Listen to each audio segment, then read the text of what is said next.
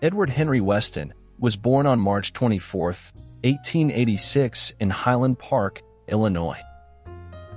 He spent the majority of his childhood in Chicago, where he attended Oakland Grammar School.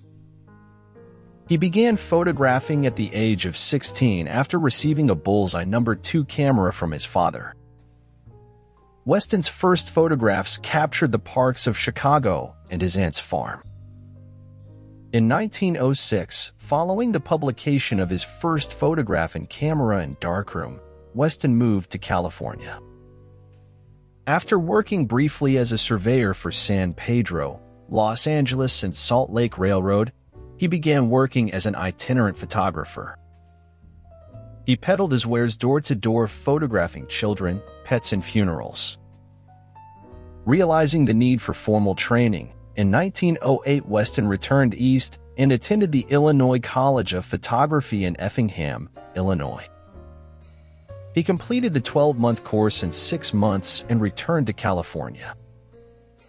In Los Angeles, he was employed as a retoucher at the George Steckel Portrait Studio. In 1909, Weston moved on to the Louis A. Mojoyner Portrait Studio as a photographer and demonstrated outstanding abilities with lighting and posing. Weston married his first wife, Flora Chandler, in 1909. He had 4 children with Flora: Edward Chandler, Theodore Brett, Lawrence Neal, and Cole. In 1911, Weston opened his own portrait studio in Tropico, California. This would be his base of operation for the next 2 decades. Weston became successful working in soft focus, pictorial style, winning many salons and professional awards. Weston gained an international reputation for his high-key portraits and modern dance studies. Articles about his work were published in magazines such as American Photography, Photo Era, and Photo Miniature. Weston also authored many articles himself for many of these publications. In 1912, Weston met photographer Margareta Mather in his Tropico studio. Mather becomes his studio assistant and most frequent model for the next decade. Mather had a very strong influence on Weston. He would later call her the first important woman in my life. Weston began keeping journals in 1915 that came to be known as his daybooks. They would chronicle his life and photographic development into the 1930s. In 1922, Weston visited the ARMCO steel plant in Middletown, Ohio. The photographs taken here marked a turning point in Weston's career. During this period, Weston renounced his pictorialism style with a new emphasis on abstract form and sharper resolution of detail. The industrial photographs were true straight images, unpretentious, and true to reality. Weston later wrote, "The camera should be used for a recording of life, for rendering the very substance and quintessence of the thing itself, whether it be polished steel or palpitating flesh." Weston also traveled to New York City this same year, where he met Alfred Stieglitz, Paul Strand, Charles Sheeler, and Georgia O'Keeffe. In 1923, Weston moved to Mexico City, where he opened a photographic studio with his apprentice and lover Tina Medati. Many important portraits and nudes were taken during his time in Mexico. It was also here that famous artists Diego Rivera, David Alfaro Siqueiros, and José Clemente Orozco hailed Weston as the master of 20th century art. After moving back to California in 1926, Weston began his work for which he is most deservedly famous: natural forms, close-ups, nudes, and landscapes. Between 1927 and 1930, Weston made a series of monumental close-ups of seashells, peppers, and halved cabbages, bringing out the rich textures of their sculpture-like forms. Weston moved to Carmel, California in 1929 and shot the first of many photographs of rocks and trees at Point Lobos, California.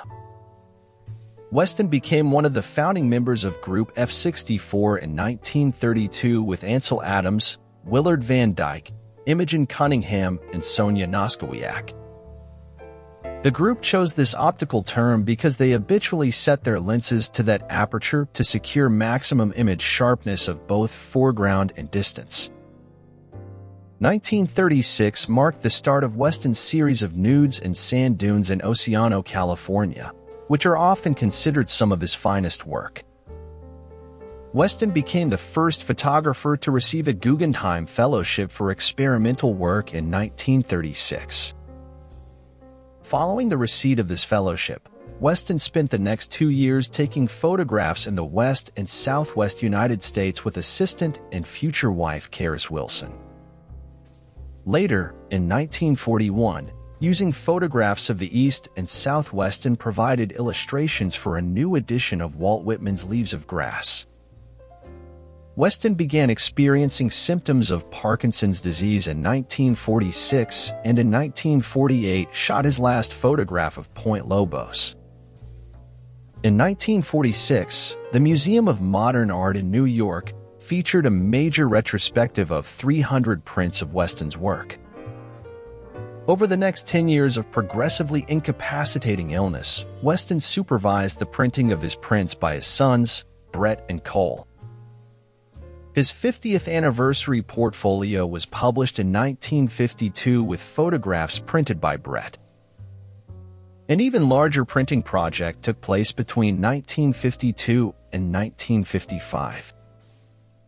Brett printed what was known as the Project Prints, a series of 8 to 10 prints from 832 negatives considered Edward's lifetime best.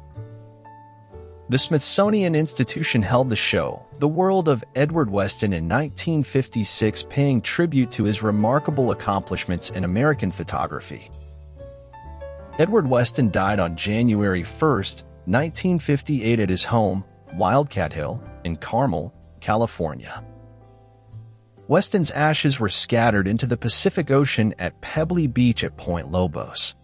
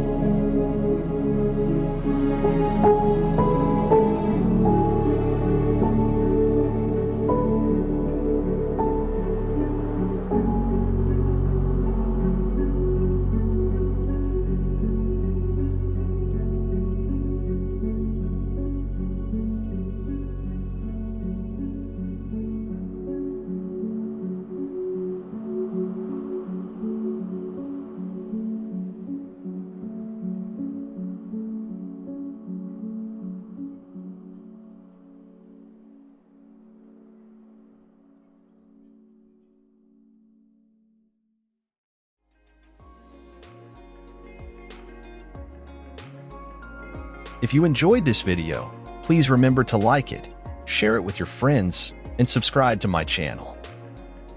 This way, you'll always stay up to date with all the videos I produce here. Until the next one, see you later.